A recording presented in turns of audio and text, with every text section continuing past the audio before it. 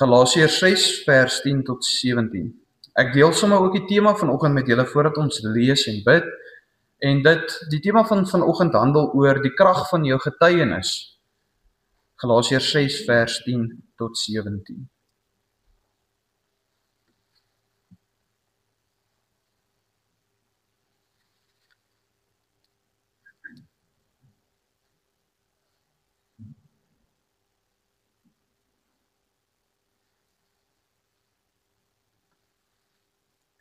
Galasiërs 6 vers 10 tot 17.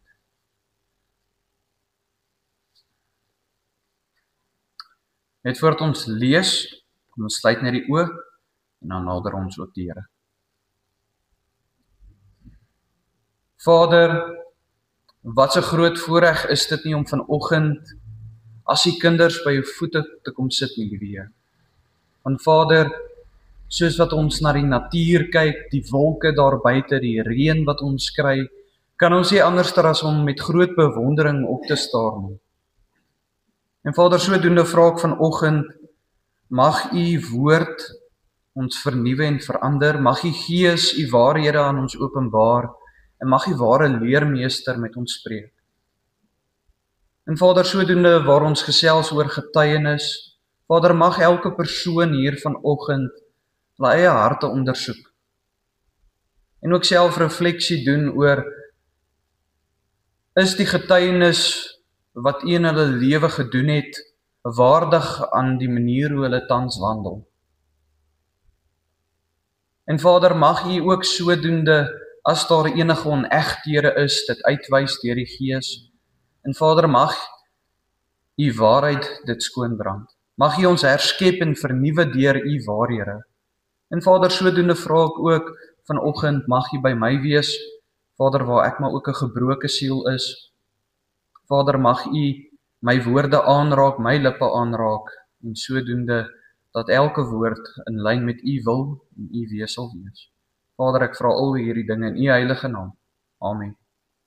So as ons vanoggend lees uit Galasiërs 6 vers 10 tot 17, lees ek uit die ou vertaling, die 33 tot die 53 vertaling.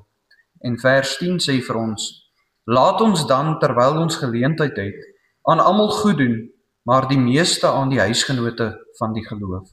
Kyk, met watter groot letters ek met my eie hand aan julle skrywe.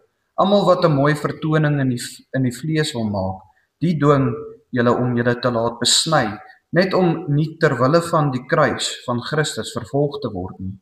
Want ook hulle wat besny word, hou self nie die wet nie, maar hulle wil hê dat julle besny moet word, sodat hulle in julle vlees kan roem. Maar wat my betref, mag ek nooit roem nie, behalwe in die kruis van ons Here Jesus Christus, deur wie die wêreld vir my gekruisig is, en ek vir die wêreld. Want in Christus Jesus het nog die besnydenis, nog die onbesnedenheid enige krag, maar 'n nuwe skepsel. En mag daar vrede en barmhartigheid wees oor almal wat sal wandel volgens hierdie reël, en oor die Israel van God. Verder moet niemand my moeite aandoen nie, want ek dra die lettekens van die Here Jesus in my liggaam. Net tot sover, asseblief. En soos wat julle weet, het ons so 'n paar sondae terug, voordat ek gegaan het ons afgesluit met 'n reeks, of eintlik was ons nog besig met 'n reeks wat handel oor wie is Jesus. En ons gaan volgende week of volgende Sondag aangaan met die reeks, maar ek wil graag vanoggend met julle werklik hierdie boodskap deel van getuienis. Ek dink in ons kultuur en in ons land het die kerk ons lui gemaak om getuienis uit te dra in die wêreld daar buite. Want dit was nog altyd die ouderlinge en die dominee se werk, maar die woord roep elke een van ons om 'n getuienis of met 'n getuienis uit te gaan. En vanoggend gaan ons kyk na 4 maniere uit ons hoofteksgedeelte hoe ons wandel en ons woorde in lyn kan raak met mekaar. Want julle weet ook dat al het God 'n besonderse werk in jou lewe gedoen, as jou wandel op daai tydstip van jou lewe nie waardig is van daai getuienis nie, luister mense nie daarna nie. En dit bevuil eintlik die getuienis van wat God gedoen het in jou eie lewe. So as ons kyk na 'n getuienis, is ek seker dat elke een van ons wat hier is vanoggend 'n getuienis het. 'n Getuienis van die dag toe jy tot redding gekom het, en ook sodoende kan ons sê honderde of duisende ander getuienisse het van God wat deur die jare in jou lewe wonders gedoen het, jou uit donker tye uitgehaal het, en ook sodoende miskien genesing gebring het, jou gevul het met vrede en liefde, en so aan en so aan.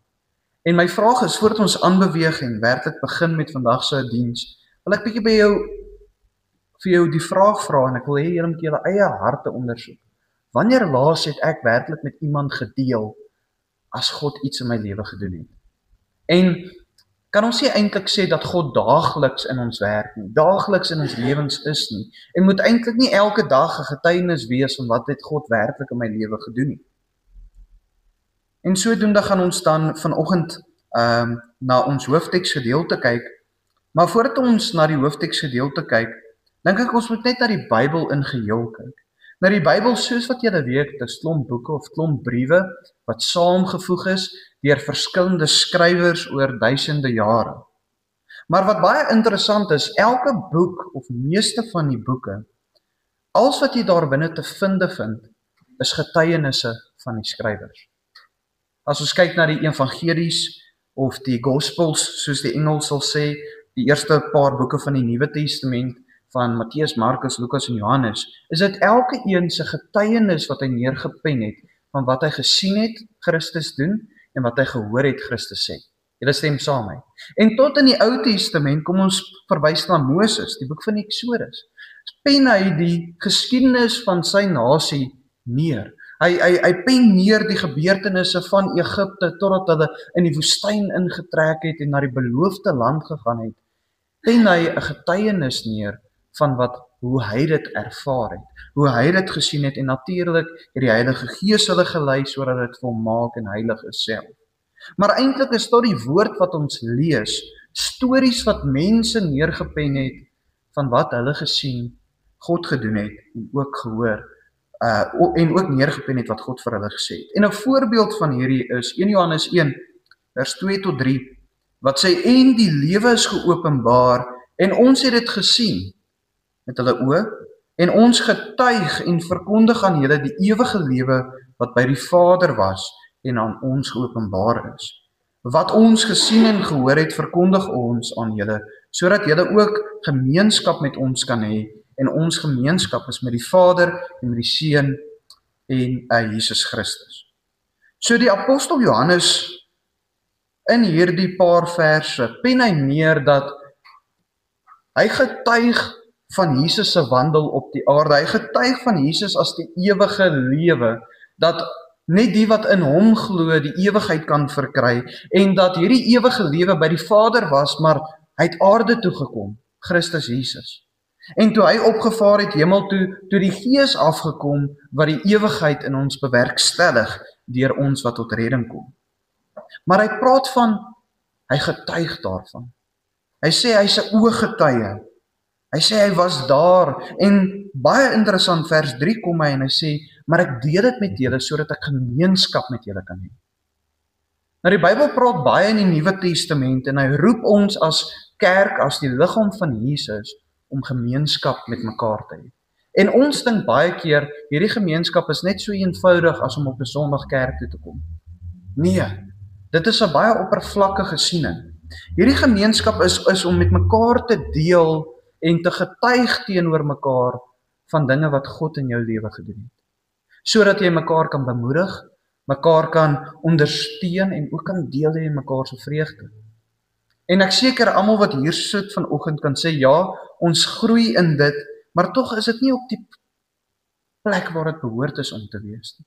Baie van ons wat hier sit vanoggend is nie skaam nie, maar is teruggetrokke in die liggaam van Jesus Christus, omrede die wêreld ons al seer gemaak het. As ek te veel deel met mense, gebruik hulle dit as ammunisie. Julle het dit al agtergekom. En so meer en meer onttrek jy jouself eintlik nie net uit die wêreld uit nie, maar ook uit die liggaam van Christus. En later is jy alleen. Dit voel as jy bid, niemand weet eers van my probleme nie, want jy is te bang om dit te deel. Jy is bang mense maak jou seer. Jy wil nie hê eintlik mense moet weet wat in jou lewe aangaan. Maar is dit nie die teenoorgestelde van wat Johannes hiervan getuig nie? Maar wat baie interessant is, nie so interessant is nie, maar die woord gebruik meer as net hierdie woord getuig. Hy gebruik woorde soos getuienis, ooggetuie, ek het dit waargeneem, verskillende woorde om hierdie selfde boodskap oor te dra van 'n getuienis. So wanneer ek God se werk raak sien in my lewe en ek vertel iemand van dit, wat doen ek? Ek deel met hom my getuienis. 'n Getuienis hoef nie net altyd te gaan oor jou eie redding nie. En die getuienis is baie kragtig en baie belangrik, want meeste van ons wat hier sit vanoggend, sit hier omrede ons erns tot redding gekom het jare terug. Maar gewoonlik, ja natuurlik, redding verkry ons net deur Jesus Christus, maar gewoonlik het ons die Here gaan soek nadat ons 'n getuienis gehoor het van iemand. Is dit nie waar nie? Nee, iemand wat ons sien dramaties verander het na redding, iemand wat getuig van dit, maar sy wandel het in lyn gestaan met dit wat die Here in sy lewe gedoen het. En sodoende kan ons sê dat eintlik ons moet groei in dit, is dit nie dan waar nie?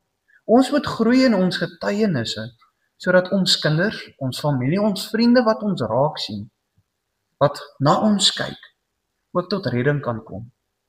Nie deur ons getuienis nie, maar dat daai getuienis 'n saadjie plant en sodoende dat hulle honger te verkry om die Here te gaan soek en ook sodoende dat ons mekaar kan bemoedig.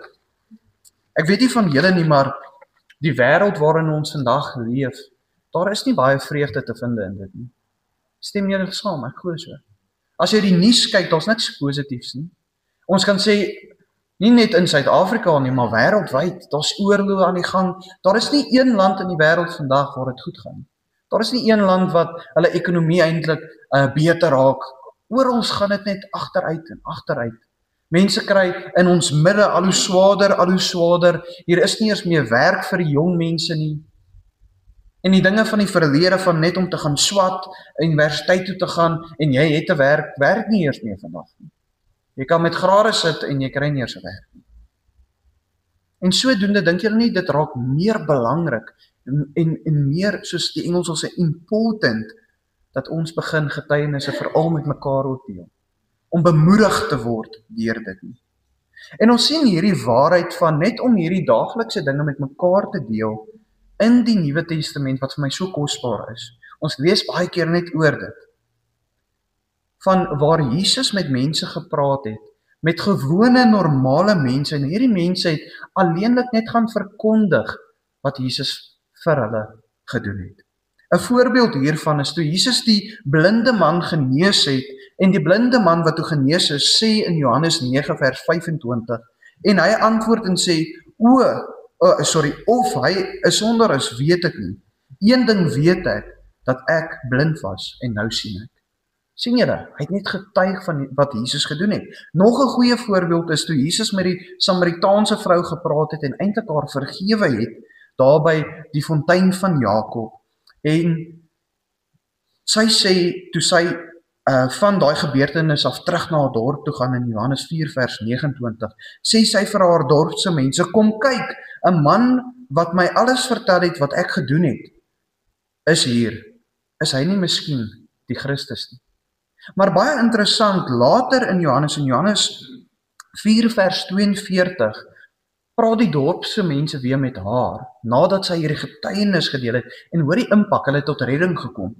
En aan die vrou gesê, die dorpse mense, ons glo nie meer op grond van wat jy gesê het nie. So hulle sê, ja, jy het vir ons kom vertel, maar ons glo nie meer op grond net van dit nie. Ons glo nie meer op grond van wat jy gesê het nie, want ons het self gehoor en ons weet dat hy waarlik die Christus is, die saligmaker van die wêreld is. Jy het gesien net daai kort getuienis van, hierdie is die man wat my vertel het van alles wat ek al gedoen het. Is hy nie miskien Jesus nie? En dit het veroorsaak dat 'n hele dorp tot redding kom. Net daai eenvoudige woorde. Maar ek hoop julle sien dat dit normale mense was wat net die storie vertel het, hulle getuienis oorgedra het. En dis hoekom Jesus aan sy disippels sê in Johannes 15 vers 27, en julle getuig ook, omdat julle van die begin af by my is. Hoekom was dit so belangrik vir die disippels om te getuig? Want hulle was ooggetuies. Nou van hoeveel dinge en wonders en werke van God was jy al 'n ooggetuie?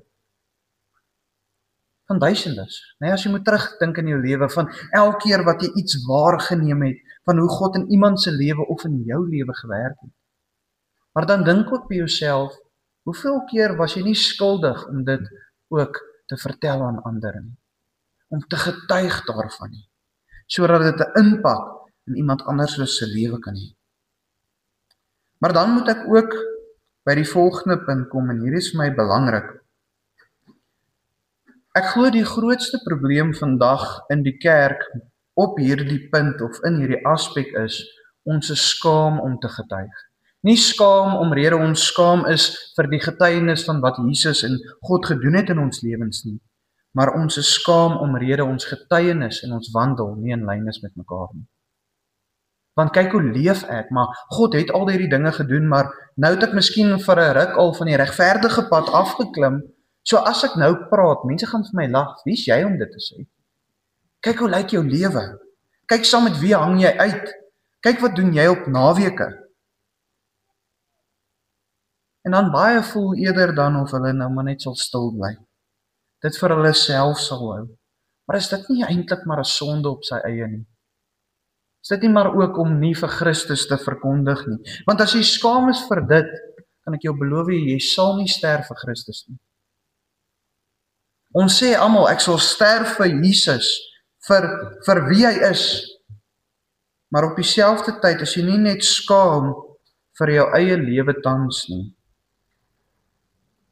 Baie keer is jy ook skaam om op te staan vir die waarheid.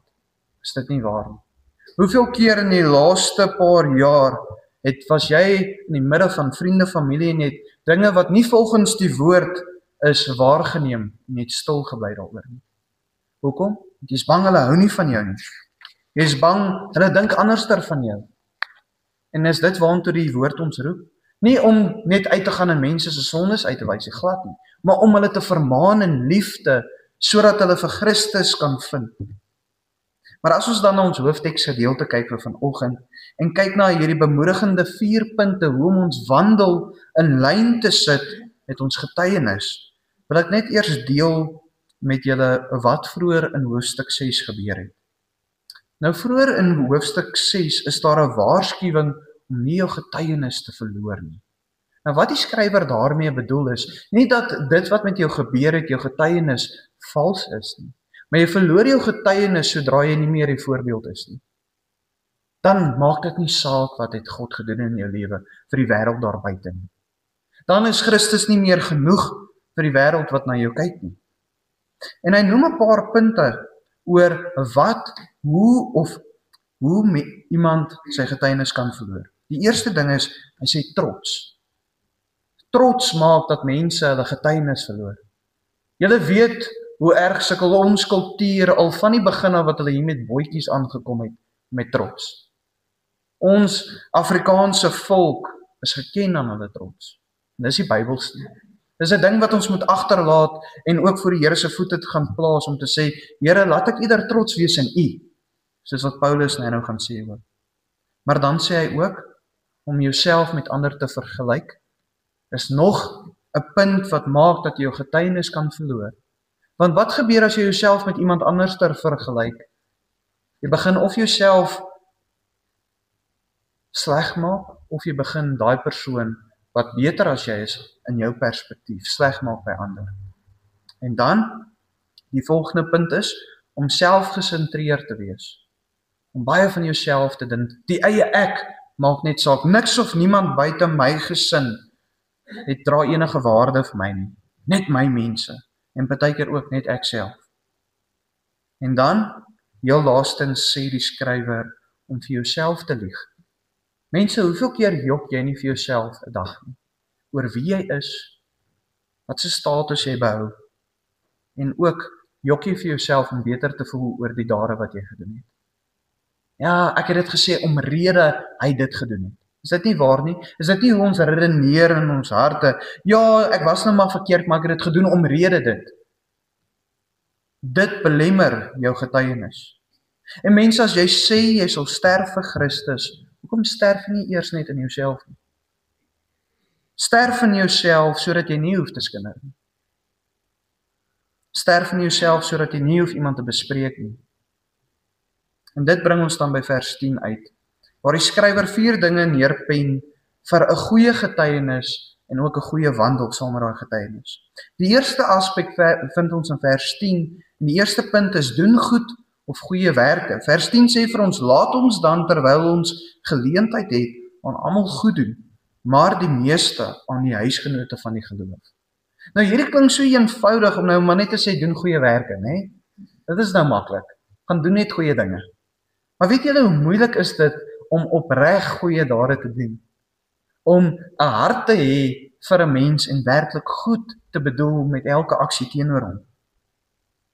Ek dink een van die grootste probleme tans in die wêreldse kerk is dat die min goeie werke wat daar is goeie werke wat gedoen word uit dwang uit. Want dit is wat die kerk moet doen. Nee? Dit is wat die dominee moet doen, dit is wat die ouderling moet doen. Maar ek dink daar is baie min goeie werke vandag te vind in die kerke met harte wat in lyn is met dit. Met harte wat dit werklik soek uit liefde uit. Want sê die woord nie vir ons, al praat jy in tale, al het jy al hierdie mooi gawes, maar jy het nie liefde nie, het jy niks nie. Maar wat my interessant is, die skrywer sê veral teenoor die huisgenote van die geloof. Hoekom? Want die kerk, die wêreld daar buite kyk vir ons. Hoe ons mekaar hanteer. En weet julle wat sien die wêreld vandag tans raak, so na die kerk kyk? Bedrog. Nee? Dominees met Ferraris. Ek soek ook een. Hulle sien mense wat skinder van mekaar, mense wat mekaar vertrap om ergens uit te kom, om raak gesien te word. Mense wat net gee, sodat mense iets van hulle dink. Amper soos die ouers wat op skool die lapa skenk, sodat sy seun kan eerste span rugby speel. Nee, julle weet waarvan ek praat. Dit is wat hulle tans raak sien. Maar wat sien hulle as hulle hierdie waarlike, onvoorwaardelike liefde met goeie werke raak sien? Hulle sien vir Jesus Christus. Hulle sien sy liggaam raak, wat sê, maak nie saak wat se kleur jy is, wat se taal jy praat, of hoe arm of hoe ryk jy is, of hoe intellektueel sterk jy is nie, ek is onvoorwaardelik lief vir jou, en vir daai broer of suster sal jy sterf. Dit is wat Christus bewerkstellig het aan daai kruis, en mag ons dit nie meer langer goedkoop maak nie. Is dit nie 'n realiteit nie? Ons maak goedkoop wat Christus vir ons gedoen het. Vers 12 sê vir ons, almal wat mooi vertoning in die vlees wil maak, die dwing julle om julle te laat besny, net om nie terwille van die kruis van Christus vervolg te word nie. Nou wat sê hier is so mondvol vers, maar eintlik wat hy hierso sê vir ons is, dat mense wegbly van goeie dade baie keer, omrede hulle bang is. En eintlik in die konteks hierso, dat mense hulle in daai tyd net besny het, dat mense kan sien, hulle is iemand. Nee, hulle is Jode, nee, hulle is God se mense, net sodat hulle die vervolging van die kruis van Christus kan vryspring. Hoeveel keer was jy nie al bang, soos wat ek nou genoem het, om op te staan vir die regte ding? Nie op 'n lelike, vieslike manier nie, maar op in 'n liefdevolle manier, om te sê, broer, daar is nie reg nie, maar ek's lief vir jou. Mag ek hierdie pad saam met jou stap? Ek is bereid om saam met jou te bid, saam met jou die woord te lees en saam met jou die regverdige pad te soek. Want as ons bang is om in daai situasie op te staan, sal ons weer eens nie sterf vir Christus nie. Nee, dit is maklik om dit te sê, ons sterf vir Jesus. Ek gee alles vir Jesus, hy is my koning, my redder, my saligmaker, die kern van my lewe, maar getuig jou lewe tans daarvan. Getuig jou wandel, jou taalgebruik daarvan. Of getuig dit nie, getuig jou gebedslewe daarvan, dat jy vir ander bid, en nie net vir jouself nie. Die tweede punt, hoe om jou wandel in lyn te sit met jou getuienis, want onthou, daar is nooit iets fout met getuienisse nie, want God bewerkstellig dit. Daar is net altyd fout met die wandel. So die tweede punt is, ons moet gefokus bly op die kruis. Vers 14 sê, maar wat my betref, mag ek nooit roem nie, behalwe in die kruis van ons Here Jesus Christus. Dis Paulus wat skryf, né? Deur wie die wêreld vir my gekruisig is, en ek vir die wêreld. Nou, op hierdie punt is dit my baie belangrik om te fokus op ons getuienisse. Het julle al gesien hoeveel mense stroom na 'n gebou toe, of na kerk, of na stadions toe, om getuienisse van belangrike bekende mense te hoor? Hey, daai ou wat so sleg was. En dan raai wat, daai ou praat miskien vir 4 ure, maar 95% van daai tyd praat hy oor hoe sleg hy was. Miskien 2% is oor Jesus. Op die einde sluit hy net af. Toe ontmoet ek vir Jesus en toe is ek gered. Het julle dit al agtergekom? Dit gaan eintlik oor die eie ek, daai getuienisse. En hulle brag eintlik oor hoe sleg hulle was as 'n kompetisie. Maar broer, ek was nog slegter as jy. Né? Ek het meer dwelms gebruik as jy. En op die ou einde gaan dit oor eintlik om te brag oor die ou mens. En die fokus is glad nie op Christus nie. En dis hoekom as jou fokus op die kruis is met elke getuienis, raai oor wat is 95% van die gesprek, Jesus Christus. Want kan ons werklik ophou gesels oor die dankbaarheid van Christus wat vir ons gekruisig was? Die onverdienste daad aan die kruis, hoe kan ons stil bly daaroor? En hoe kan ons dit minder maak en praat oor die ou mens? Ons moet, soos wat Paulus sê, begin, in die Engels praat hulle van boast. Die Afrikaans sê ons brag, né? Ons moet begin brag oor Christus en wie hy is in ons lewens. En dan so mooi, die laaste gedeelte van vers 14, en ek dink hierdie praat van ons wandel, so mooi, en dit sê, deur wie die wêreld vir my gekruisig is, en ek vir die wêreld. En hierdie klink nou vreemd, dit is 'n moeilike gedeelte, maar wat Paulus hier bedoel is, hy sê dat sy belange en sy begeertes wat hy in die wêreld gehad het, as Saulus, as die ou Paulus, het hy nie meer nie, hy is dood daarvoor. Dit is gekruisig, en die houvas wat die wêreld op hom gehad het, dit is ook voor gekruisig, en dis dood. En hy lewe nou tans in die wêreld, en hier is ons 'n fyn lyn wat ons moet besef. Hierdie beteken nie dat jy moet jouself onttrek uit die wêreld uit nie, want ons word geroep om te getuig in die wêreld. Dit help nie, jy sluit jouself toe in die huis en sê die wêreld is so sondig, ek kan nie daar buite wees nie. Nee, juist dan moet ons uitbeweeg dat hulle vir Christus kan raak sien. Hierso verwys net dat die houvas van die wêreldse dinge, die begeertes van die vlees, is dood vir Paulus, en dis hoekom hy kan ergens skryf en sê, ek leef nie meer nie, maar Christus leef deur my. En dis hoekom op 'n ander plek skryf Paulus weer en sê, volg my soos wat ek vir Christus volg, want hy kan dit sê, want sy hunker is om Christus te volg en soos hy te wees. Dit bring ons by die derde punt. Ons moet agterkom dat ons nie meer dieselfde persoon is nie. En hierdie is vir my baie belangrik. Vers 15 tot 16 sê, want in Christus Jesus het nog die besnydenis, nog die onbesnedenheid enige krag, maar 'n nuwe skepsel. En mag daar vrede en barmhartigheid wees oor almal wat sal wandel volgens hierdie reël. Julle hoor, dis 'n reël. En oor die Israel van God. Nou wat vir my belangrik is met hierdie gedeelte, is om eerstens net te kyk na die wêreld. Hoeveel van ons, as ons praat, sê na redding, maar ek's maar nog altyd so, ek so 'n bietjie skamerige ou, né? Ek's daar van kleins af nou al 'n skaam ou, ek hou nie eintlik daarvan om met net vreemde mense te praat, of te bid vir mense, en dis hoe ek nog altyd is. Maar is jy nie 'n nuwe skepsel nie? Is dit nie wat die woord eintlik vir ons hier sê? Mag daar vrede en barmhartigheid oor julle wees wat aan hierdie reël vashou. Wat besef, die ou mens is weg. Ek is 'n weergebore in Christus Jesus, en Christus maak nie foute nie. God maak nie foute nie. As jy tot redding gekom het, het hy jou gekies vir sy werk. Die ou persoon, en soos die Engels sal sê, met sy insecurities, met sy skaamheid, is dood. Dit is wat ware redding is. En dit is wat gebeur as jy groei in jou redding, mense, is om elke dag oor en oor te besef, ek hoef nie 'n ou Pieter te wees nie, want Christus is genoeg. En ons het ook nie 'n gees van vrees ontvang nie, sê die woord, maar vrees van dapperheid, vrees van nederigheid, 'n gees van liefde het ons verkry in ons harte. 2 Korintiërs 5 vers 17 sê so mooi oor hierdie nuwe mens en die ou dinge wat verby is. Hy sê daarom as iemand in Christus is hy 'n nuwe skepsel. Die ou dinge het verbygegaan. Hoor julle, die ou dinge het verbygegaan. Kyk, dit het alles nuut geword. Nie net een aspek van hom nie, alles het nuut geword. Maar ek hoop julle sien dat in vers 16 van ons hoofteksgedeelte, soos wat ek gesê het, sê hy, ons moet wandel volgens hierdie reël, verwysend dat baie min mense dit doen. Baie min mense besef die impak van hulle eie redding, die grootheid daarvan.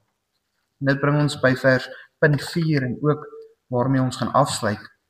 Ons moet bereid wees om te ly vir Christus. Vers 17 sê verder moet niemand my moeite aandoen nie, want ek dra die lettekens van die Here Jesus in my liggaam. Nou Paulus se bedoeling eerstens met die begin van vers 17 is dat hy sê eintlik deur te sê moet niemand my moeite aandoen nie. Sê Paulus eintlik niemand moet my pla as sy plan is om my mismoedig te maak nie. As jou plan is om my nie te bemoedig nie, los my uit. Dis wat hy sê. En is dit nie eintlik wat ook tans in alle kerke verkeerd is nie? Mense breek eerder mekaar af en maak mekaar mismoedig deur die dade en die dinge wat hulle sê in die kerk, as om eerder net vir beide te kyk, wat dink jy wat jou pla? Te sterf van jouself, waantoe die woord jou roep, en wat te sê, om hulle te bemoedig, aan te spoor om hulle getuienis in hierdie wêreld uit te val. Mense, julle weet, elke kerk wat al geval het geval vir hierdie rede. En dis die menslikheid in die kerk. Geen buite eksterne mag het ooit 'n kerk in Suid-Afrika toegemaak nie. Dit was die mense in die kerk wat hom gebreek het. Wat gefluister of nie gefluister het, die geskinder het. En daai saadjies word geplant en mense word afgebreek. En hoe hartseer is dit nie hoe die wêreld daar buite sit en sien hoe die liggaam van Christus homself verniel. En dan die laaste gedeelte van vers 17 sê, want ek dra die lettekens van die Here Jesus in my liggaam. Nou wat Paulus hiermee bedoel, is dat as Paulus sy hemp moes uittrek, ek weet nie, het julle al op Paulus se storie gefokus nie, maar Paulus was hulle het gedog hulle het hom doodgeslaan, dan trek hy hom uit die stad uit, dan word hy wakker, dan hardloop hy weg, nee. Hy was al, ek dink, op 2 bote wat gesink het, hy was al deur giftige slange gebyt, hy was hoeveel keer in die tronk gegooi, en geslaan op dieselfde manier wat Christus was, deur die Romeinse sweep. En Paulus se rug sou teen dieselfde gelyk het as wat Jesus ingedoen het. En hy was op hierdie tydstippel 'n ou man. Hy sê hy skryf met groot letters want ons dink hy kon ook nie meer mooi sien nie. Hy's 'n ou gebroke man en hy sê ek dra die lettekens van die Here Jesus in my liggaam, verwysend dat hy ly ter wille van Christus. En mense, vandag vra ek vir julle met alle ernstigheid en met alle dieptheid dat julle nie moet jok vir julleself op hierdie oomblik nie. Maar ek vra vir julle, ly julle tans vir Christus, ter wille van Christus. Want as die antwoord nee is, sal die wandel nooit in lyn wees met die getuienis nie. En dit is 'n waarheid. Maar my vraag is dan, op 'n bemoedigende punt, is eerstens, voordat ek die vraag vra, onthou net ons as mens is geprogrammeer van geboorte af in die vlees om te vlug van gevaar. Is dit nie waar nie? Nee, as jy 'n leeu sien, jy gaan nie na hom toe stap nie, jy gaan hardloop. Nee, as jy 'n hond sien, dis gewoonlik ook die verkeerde ding wat jy doen, jy hardloop weg en hardloop agter jou aan. Maar ons is geprogrammeer om te veg of vlug. Die meeste van ons vlug, as jy weet, jy gaan nie wen, nee? Maar die Bybel roep ons inteendeel om juis in die gevaar, in die donker plekke in te gaan om hierdie getuienis te deel. Veral daai tye, daai dae wat jy afvoel, wat jy nie lus voel nie, juis dan geld hierdie die meeste. Want weet julle wat gebeur? Een dag se luiheid van nie waardig wandel nie, is 'n dag wanneer jy jou getuienis kan verloor. En mag ons saam sterk staan, en weet julle wat, die woord roep ons nie om dit alleen te doen nie, maar dis hoekom ons is hier, om dit saam te doen, om mekaar te bemoedig, vir mekaar te bid, mekaar te ondersteun, en ook te weet, nie een van ons is perfek nie, maar om te sê, broer, ek aanvaar jou, want Christus is genoeg. Ek is lief vir jou want Christus is genoeg. Ek gaan verby dit kyk wat my pla. Ek gaan dit miskien eers vir jou noem. Want hoekom moet ek? Hoekom moet ek jou afbreek? Mag ons begin 'n groter impak hê as Springs Baptiste Kerk deur ons getuienisse waardig uit te leef in hierdie wêreld. Mag ons elke ding deel wat Christus in ons lewens doen. En mense, dis baie. Van die kos op jou tafel tot die werk wat jy het, tot die kinders wat jy het in jou lewe. Die liefde wat jy ervaar tussen jou man en jou vrou en van jou kinders af. Al dit kom van Christus, van God af. Al die goeie dinge wat jy vas aanhou. Mag ons dit nooit vergeet en mag ons hom prys tot in alle ewigheid daarvoor. Amen. Kom sluit die oë. Vader, waar ons nou eintlik deur u woord vermaan geword het, Vader, mag dit 'n positiewe vermaaning wees. Mag ons blydskap vind in dit om te sê, Here, ek staan skuldig hieraan. Maar help my om te verander. Ek kan dit nie doen op my eie nie. Ek kan nie myself vernuwe of verander nie. Ek kan alleenlik op u vertrou om dit te doen. Maar Vader, mag ons daai bereidwilligheid hê om in gehoorsaamheid u te volg.